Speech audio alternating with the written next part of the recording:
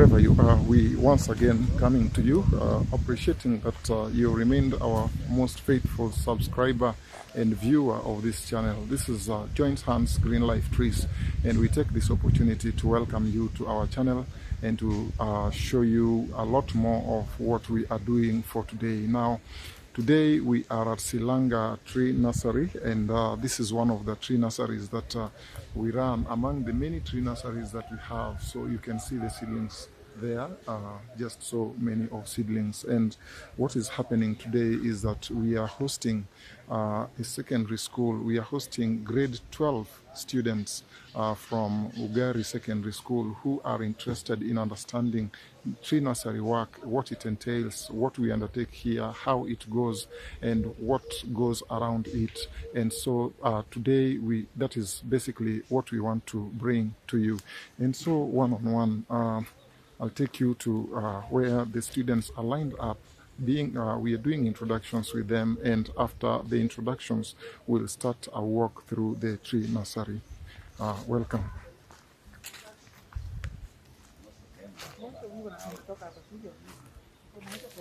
And I'm a forester by profession.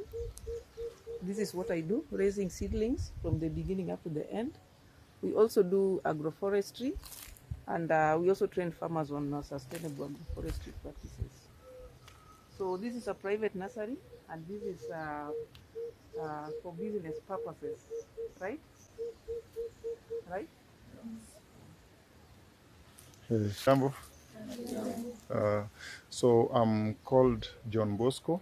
I work here at Joint Hands Green Life Trees, and I take this opportunity to welcome you guys to our tree nursery. It is one among 6 tree nurseries that we are running across the county, and so we are looking forward to taking you through and showing you all that we would love you to understand.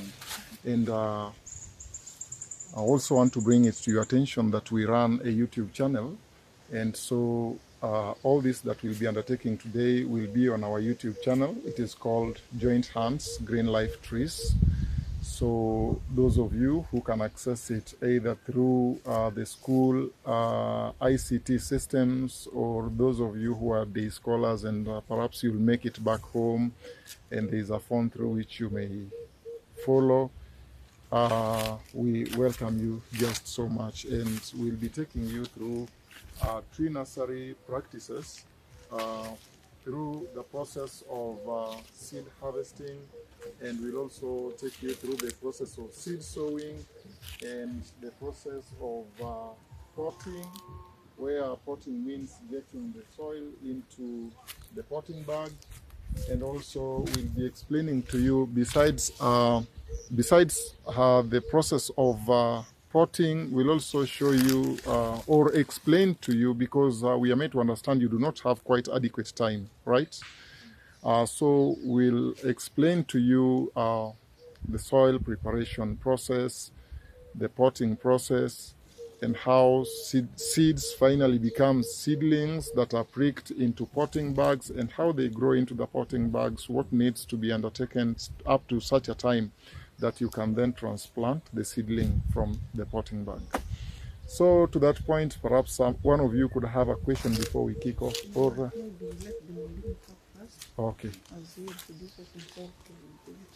Okay. Yeah. So, Mwalimu, this is our YouTube channel, Joint Hands Green Life Trees, and perhaps I want to give you opportunity to talk to our viewers, and have something to tell our viewers before we engage in the whole thing. Okay. I'm much grateful for the green light. You talk about green light. It's called Joint Hands. Joint Hand Green Life Trees. Yes. Yeah, I'm much grateful for this opportunity. And actually, I love the services, and also love your environment and how you carry out your practices. Yeah. So I'll appreciate the services that you are about to offer to my candidates. Yeah. And I think much we'll have to talk about later. Okay. You didn't tell us your name. Okay, my name is Mr. Jojo Cheng. a teacher of agriculture biology in St.Julian Ugari Mixed Secondary School. Thank you. Yeah. All right, guys. So, who has anything to tell us? I understand that we should use either English or Swahili, but because most of our viewers uh, understand more of English than Swahili, it is why we'll do a lot more of English. You get my point? Yeah. Okay. I'm Ivy from St. Julian Ugari. I appreciate this opportunity to come here at Joint Hands Green Life Trees, where we are going to learn a lot of things in agriculture. And this is the place where we are supposed to come here and gain something, not come here when you leave this place you don't have anything in mind. Let us do this and go put it into practice at home. Thank you for giving me this great opportunity. Thank you. Oh, thank you so much, Ivy, for that. Yeah, so we are done with introductions there, and so we'll start off the process one-on-one. Most of this will be facilitated by my colleague Pamela, as she will be explaining most of it, and I'll just be assisting. Thank you.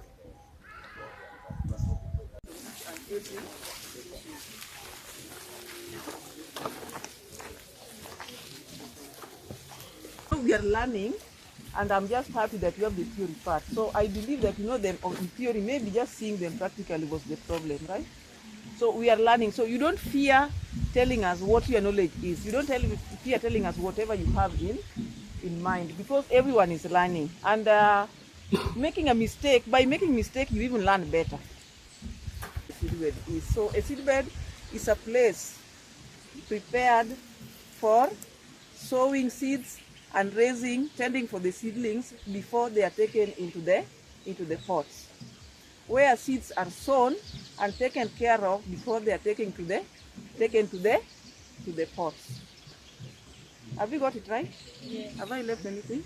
Yeah, sometimes you can also call it a sowing bed, because we do sowing of seeds onto the sowing bed. So you can call it a seed bed or a sowing bed. Seed bed or a sowing bed. So the main purpose is to take care of the seeds, because you know some of the seeds are just too young that cannot be planted directly into the pot. So we have to prepare some nice place, because they're going to use a different media from the one that is in the pot. So they really need much care, and that's why they have to be taken care of at the sowing bed or the seed bed. Are we good to go? We always prepare it, give it a width of 1 meter. Did you learn about that? Yes. Why do you give it a length of 1 meter, a width of 1 meter? Yes. My name is Samuel. Like what can I say is for easy management. For easy management. Can you explain further? Samuel Wisdom. I like the name. So, you know, if you put a wider... Just come, you can even demonstrate. If you put a wider range, you can find that spacing can be difficult because the seeds need to be not so much closer and so much farther. That means that spacing provided the spacing. Okay, any idea? Your name first? My name is Amos Philip. We put a length of 1 meter. With Width of 1 meter for easy management. For example, when you are watering, to make it easy for watering across the nursery bed. Okay, that's right. So, you know, at the seedbed, or even after sowing, you not end there. There must be operations that must be taken within the sowing bed or the seed bed. Cynthia? So you'll be sowing, then the seeds will germinate. At times you'll find that there will be some weeds, so you'll have to weed, you'll have to water, you'll have to mulch or remove the mulch. So if it's just too wide, at times you may not be able to reach the other side. Maybe you are weeding. So you'll be there, you'll not be able to reach here. But if it's 1 meter, you can weed up to here and then move the other side under, and everything will just be done easily. So that's why the reason as to why we have to give it a width of 1 meter. And length? Length? Tell us. Your name? My name is Alex Savora. The length should be of any convenience.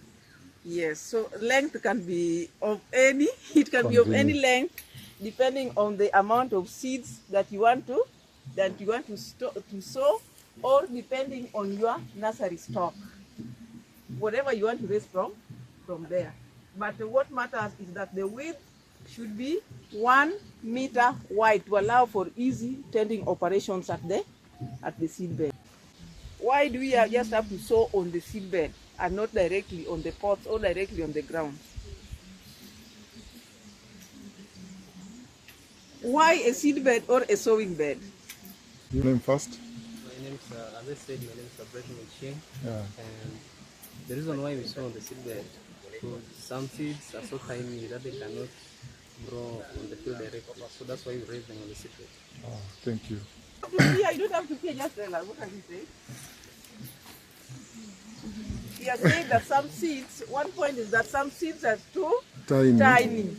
That sowing them directly in the field or in the potting pots, bags, may not be convenient. We may not even they not be able to germinate properly. So they need very tender care before they are taken to the pots or in the field. That's what. Yes. I think now you've picked the point. The first point is that the reason why we have to work in the sowing bed first is because we have to germinate them here, and the germination process varies from seedling to seedling type, to seed type. Are we together? There are seeds that are too delicate that you cannot plant directly. Some other seeds are too little, too minute to be seen or to be handled the way they are. So you can't plant. Like, how many know eucalyptus seeds? Eucalyptus seeds. How many know eucalyptus tree? Okay. Are you able to start picking a single seed out of the many seeds? It is a little difficult, not so.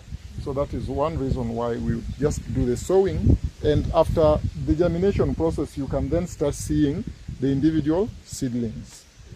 Right. So at the seedbed, the soil at the seedbed should be well sterilized.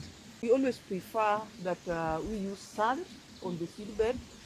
This is not well prepared like the ones. Yeah, this is not a standard. This is not a standard one. Seedbed. Yeah. Yes, it's because it's always something that is constructed, and then the media is well controlled. By media I mean the soil type that we use at the seedbed, and we prefer using sand for one reason, because we know that sand is sterilized. It doesn't have a lot of bacteria or any other microorganisms, because we know that the seeds need sterilized space for proper germination. No microorganisms, no bacteria or any other thing that may affect the germination process, or rather that may bring some bacterial take around. It's important to know how long that seed is going to take in the seed bed before why is it important to know that?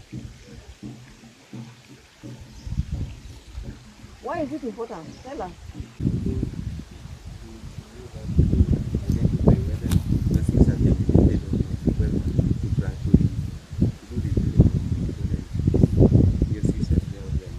Yes, because you have to know, because you may sow, but it takes forever to germinate. Maybe the seeds were not viable. So if you have a proper knowledge of how many days your seed will take, it will help you to come and establish whether the seeds have germinated or not at the right time, so that you can decide to start resowing, discard the bed and resow, or if you used a mulch to cover the seed bed, so you will know after how long should I remove this mulch from the seed bed, or rather from the plants after germination. So it's very important that you know after how long does my seeds take to germinate. So seeds are going to germinate, so that after germination will be coming to check slightly as we remove the mulch like that. And then when covering the seeds with soil, like in the case of maize, most of you have done planting of maize. How do you do it? You dig a hole, then you take some soil And cover it. and cover. Do you regulate the amount of soil that you use to cover the lead a light cover? Like eucalyptus, when you sow eucalyptus, you just need a piece of wood, just do this like this lightly, and it gets covered. Because if you overbury the soil, if you overbury the seeds, it will rot before germination. That's when the seed will dump off before it comes out there. It emerges onto the soil surface. Yes. Any question up to there? From the seed bed to the Potting bags. to the potting bag.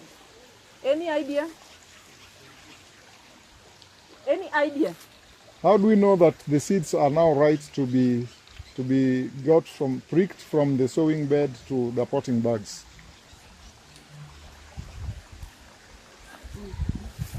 Name? My name is John Amira. I think when they attain a height of 15 centimeters. A height height of of 15? 15 centimeters. 15 centimeters. Okay. I can imagine that rule of 30 centimeters and then 15 centimeters is Yeah. half of it. Yeah. And you? Okay. My name is Wilbur. What I can say, when we are about 1 to 2 centimeters. 1 to 2 centimeters. Yeah, but in short, it all varies on the species and the seedling. It all varies because at the point you see this one like this, it means that the root system is also far much down, right? So mostly when we see the first two true leaves, it's always right to remove the seedlings from the seedbed to the pot. Because if you leave it for a very long time, you'll find that the root has gone too long, and it will force you to be cutting the root before putting them, or rather pricking into the tube. Right? So if you wait for 15 centimeters, it will be your own mess. Yeah, the session is ongoing, and we took a moment to explain how the sowing process is done at the sowing bed, and now next, and how the sowing bed is treated during the time the seedlings have already been sowed. So next is a stage in which we want to show the students how we do the potting, where potting means the process of having soil into the potting bags before we do the pricking or before we do the planting. Some 3 to 4 months before the rainfall begins, because it will take some time at the seedbed. There may be around 1 month at the seedbed depending on the variety, and then when we come here we pot and then prick, then we give it around 3 months. We harden off and take them to the field. So we are already set with the seedlings there. We have our seedlings are now germinating. So we come to prepare our potting soil.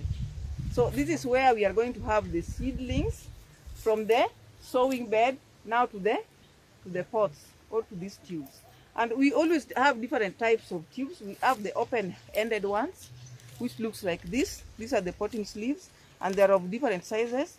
You can get 2.5 inches, 3 inches, 4 inches, 5 inches, or even 6 inches. And this one will also depend on the variety, rather the species that you want to put inside, and the amount of period that you want the seedlings to stay at the nursery. So it means that when you use this 2.5 inches, it's that one that you are going to put for a very short period of time, and then it's taken to the field. But if you want it to stay for a very long time at the nursery, you'll have to use a tube that has got much larger space. Right? And why is it so? Why is it so? I've said that if we want our seedlings to stay at the nursery for a very long time, we use a potting bag that is of a larger space.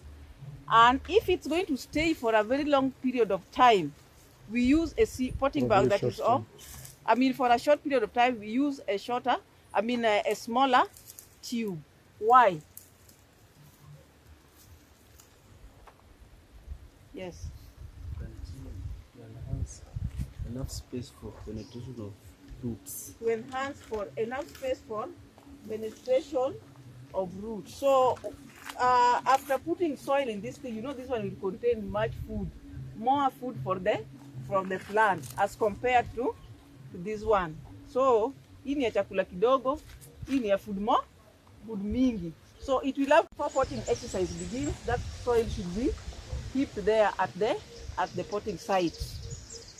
I've talked about how many months? About 3 months prior, before you start potting, the soil should be dumped somewhere for potting. Why? Because it's always recommended that we use forest soil, which may not be easy to get, right? Yeah. So most of the soils that we may get may be having a lot of weed seeds. So if we come here with the soil and we heap it somewhere for the 3 months, it means that we'll allow for the germination of the weed seeds before we put them into the pot. So we allow that time for the weed seeds to germinate, so that we minimize the amount of weeding that we are going to do within the pots after potting. But if you pot immediately, I assure you that you'll be doing too much weeding. A mixture of manure and soil into some regulated portions, right? So it will be mixed with sand, a mixture manure, of and forest soil. soil, sand, and manure at a given ratio. Why do we put manure?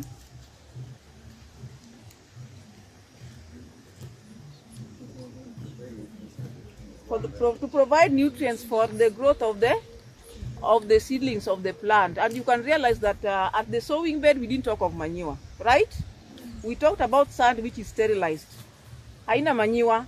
But here we are talking about manure, meaning that at the seed bed, the seedlings are not there to stay for long.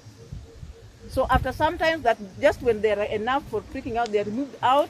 So much of the feeding will be done at the pot. So here we have to provide nutrients for the growth of the plant, right? Huh? I want a girl child. The girl child is missing here.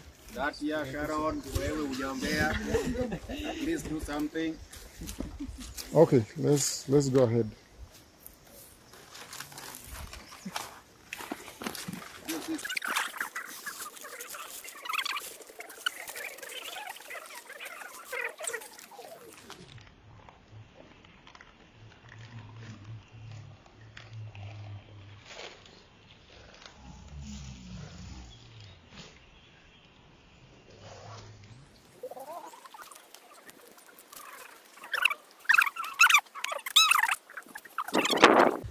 Oh, this is for the girl child. Sharon, that's yours. And this is for my boy here. Good. Ronnie, they are saying that yours was the easiest to fill. I don't know whether you've done it better, because I can see a lot of air pockets. Whenever you are filling the pots, you have to make sure that you start from down and you fill the soil. You press the soil as you move upwards, so that you reduce the amount of air pockets in the pots, right? Yes, let me see yours. Or it's just that this soil was loose, otherwise it should not be falling like this. But you have to make sure that you press it so that you reduce the air pockets. You don't have the air pockets, that's good. Oh, I've seen yours.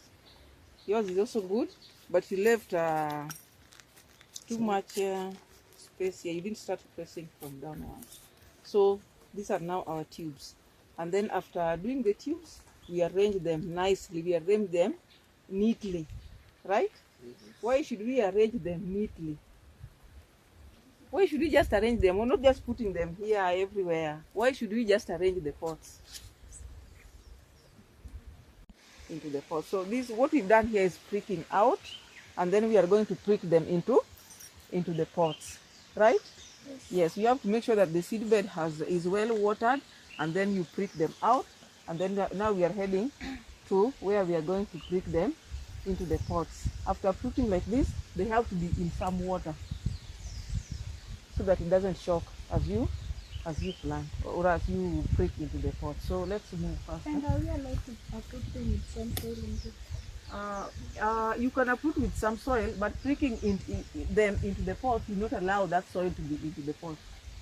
Yes, but it's always safe when you put with some soil. It will still be maintained. It will not shock all that much. But when pricking them into the pot, that soil will still have to be removed from the roots, right? Yes. Yes.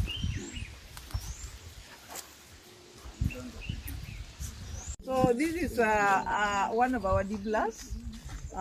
We just improvise. A dibbler is it's always a piece of wood that is sharpened, and it's always of this shape.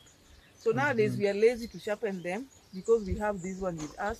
I think this is a way of recycling these bricks that you use in school. So when you're done with them, we also use them at the nursery as dibblers. So this is, what is this? A dibbler. Yes, this is a dibbler. And how do we use this dibbler? To make a hole. It's used to make a hole. So you don't just make a big hole like that. Is it okay? No. Is this one okay? No. Why? This one is too big, this one is too deep. So it means that whenever you put a seedling, let's pretend that this is our seedling, and we put it like this. You see what happens? Yes? Yes. We'll be burying almost all the seedling into that hole. So we always make a reasonable hole. Then we get our seedling like this. This is what it is. You can see the root, right? So we just put it like this. What do? You dip in water. You dip it. Yes, we are assuming that it's already in water. So we've got it from that water, and then we now put it here. Do we put it like this? No. What do? You cut the root, right? And what's the reason for cutting the root? Excessive root, not the entire root. Not just the entire root, but excessive. So when it's like this and you put it inside this pot here, inside this hole, you see that we've already bent the root upwards. And what's wrong with the root bending?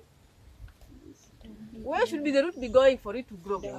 Downwards. So meaning that if it bends, it will always struggle. It will be struggling to move downwards as it's supposed to move. So it means this one makes us cut the root. So we always cut a third the length of the root. So we cut a third the length of the root, and then we put it gently into that hole. Then after putting it, what do? We squeeze using this dibbler. So gently like that, because we know that this plant is very tender. It's still very weak. So for you not to destroy the cambium, you have to use this, and you return the soil gently, right? And then after that, and then after watering, you provide a light shade if it's directly on in a sunny place. But you have to make sure that after this, you have to make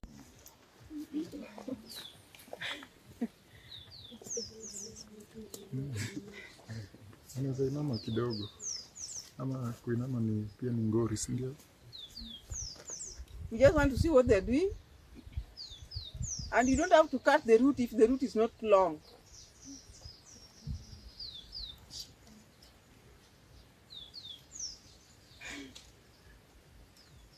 Ensure you compress that soil and to the root. You have to make sure that you hold it with tender care, because the cambium is still weak. So you don't kill the plant before it's pricked into the pot. Squeeze that soil till it holds the root. Mpaka nikivuta hivi nasikia kama ni ngumu. Yeah. Now. All right. Maybe they're assuming that we've already done pruning. We've already maintained the seedlings at the nursery for about 2 or 3 months.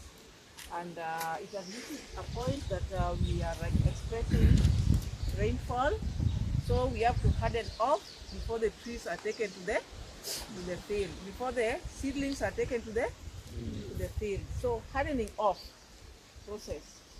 What do we do during hardening off stage?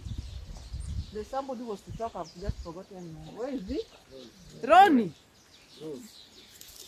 Where is he? No, this one, this guy, this boy. Tell us, during hardening off process, what does it entail? What does hardening off entail? Kama tulikuwa tuna yani speak in English wana like if you were to water morning and evening, now we do it rarely. If it was like a day daily, we did like after 2-3 days. Yeah, just to. So in other words, we reduce the amount of water that we give to the plants. And then another thing. Yes. Remove the shades.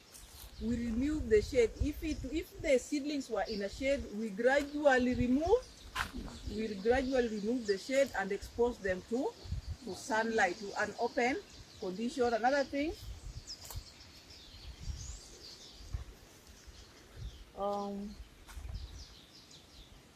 Yes. You. Yes. What else do we do during hardening upstage? We've talked of reducing water, removing shade, or rather exposing them to sunlight. And another thing? I think we can trim the roots. Yes, we intensify root cutting. And that process of root cutting is called root pruning. Root pruning. What you did in agroforestry. One of the practices. So you intensify root pruning. And why do we root prune? Yes, why do we root prune?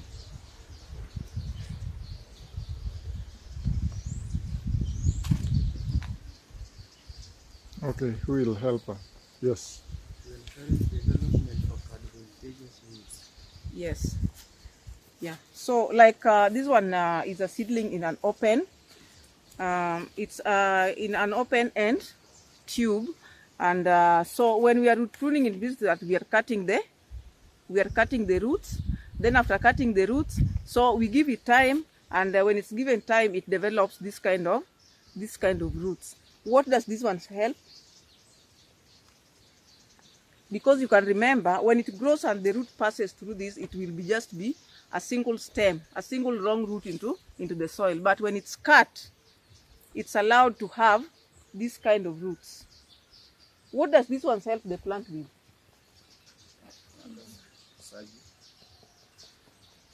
Okay, let's strong root development. Strong root development? Yes?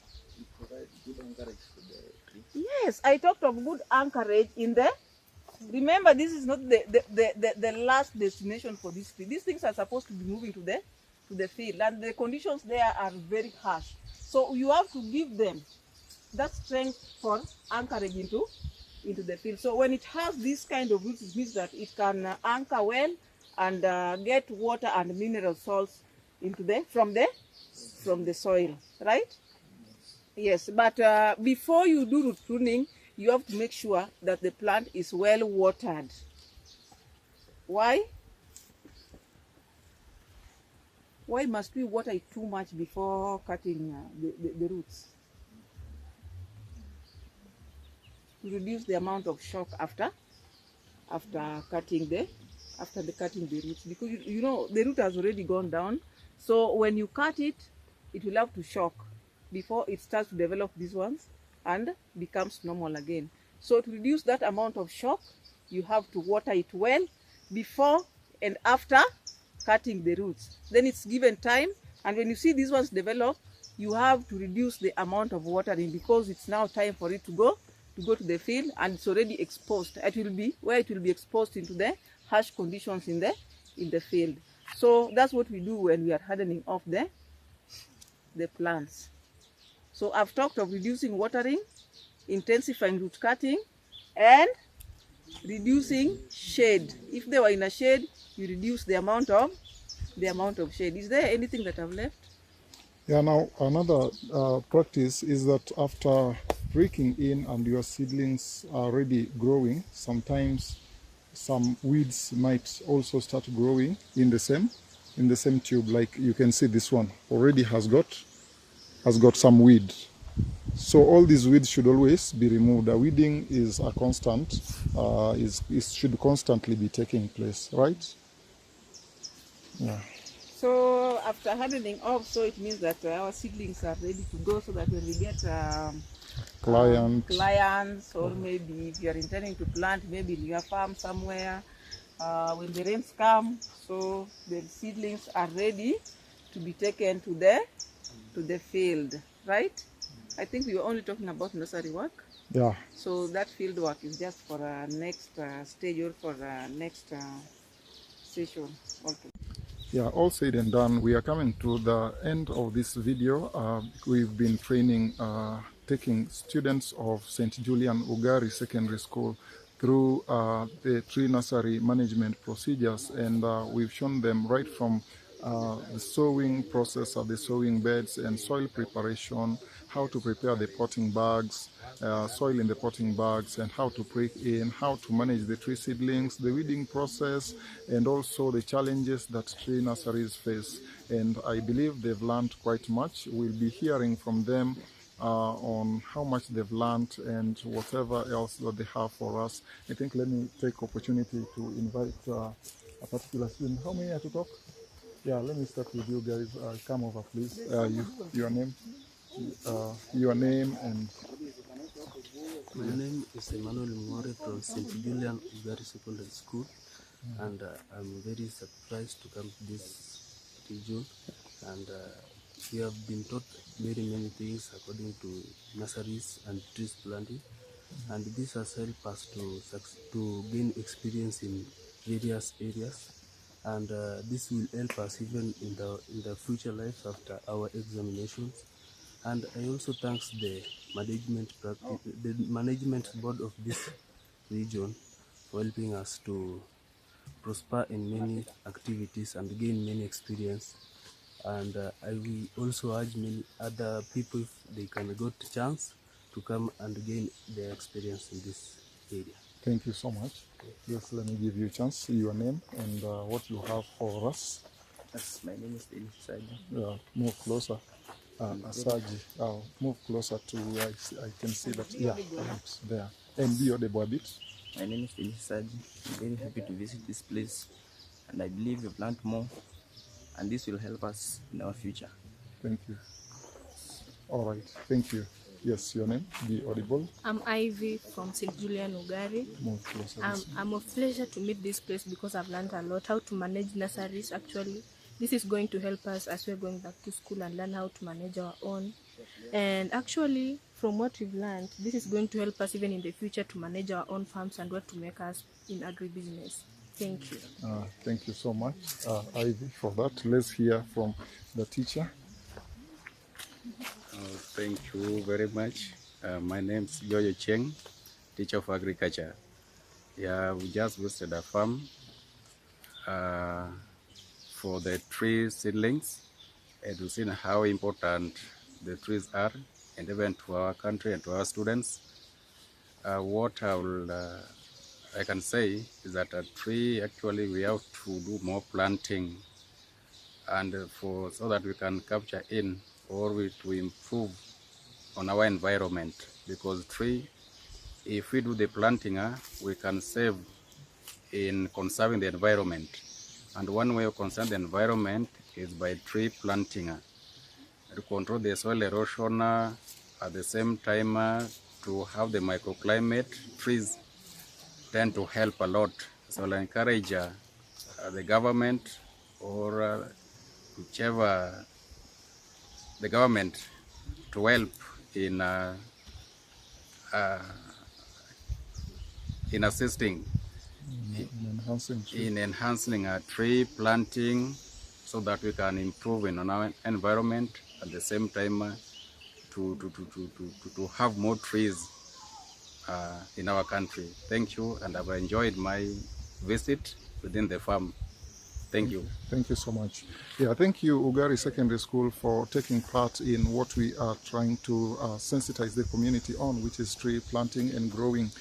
We appreciate you just so much. We look forward to interacting with more other schools just the same way as we have interacted with Ugari St.Julian Ugari Secondary School. We are just so delighted. We are just so grateful. Pamela. Yeah, it has been nice hosting Ugari, St.Julian Ugari, and I believe that the training we've offered is of much help for them. And it's so good to train the community, and the community begins from them. These are the young people, these are our tomorrow's leaders. And I believe that giving them proper knowledge will have to ensure that they take care of the environment in future. And they'll give the better transformation that we really need in environment. Yeah. Thank you so much. And that marks the end of this video. Thank you so much for always following. If you come across our video, please do not forget to subscribe, like and share our videos, Yes. and as well as you can make a comment that would be guiding us on how to improve on our work here. Yes. From Joint Hands Green Green Life Life Trees, Trees, and we we say say bye-bye bye. Yes. till we catch up in our next video.